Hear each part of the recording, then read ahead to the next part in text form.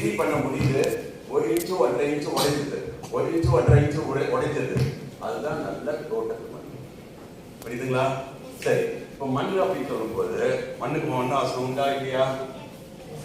மண்ணுக்கு மண் அவசரம் உண்டா இல்லையா? இருக்கா இல்லையா? மண்ணுக்கு சுத்தமா மண் வாசனை கிடையாது. மண்ணை எடுத்து வெயில காய வச்சு மோந்து பாரு, சுத்தமா வாசனை கிடையாது.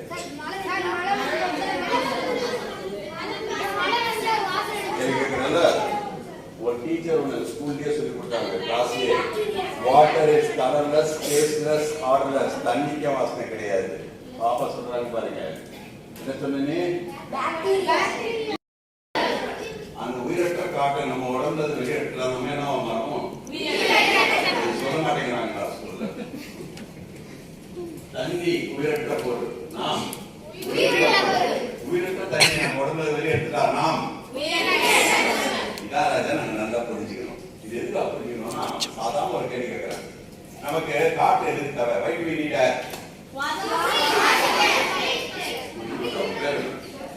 சுவாசிக்கலாம். உங்க பேர் மனோஜ். மனோஜ் பேர் யூஸ் பண்ணிக்கலாமா? பெரியவருடைய வேலையை செய்யல.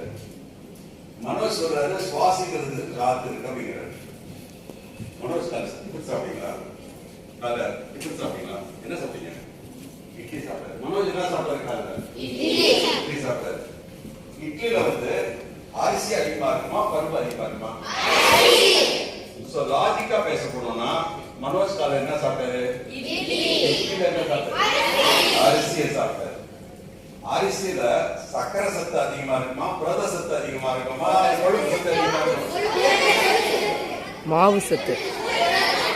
மாவு சக்கரை சத்து அதிகமா இருக்கும்.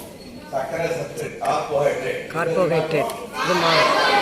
மனோஜ் கால என்ன சாப்பிட்டாரு? சாப்பிட்டாரு. இது உங்களுக்கு தெரியாம இருக்கலாம். கார்போஹைட்ரேட் எதனால உருவாக்கப்படுது?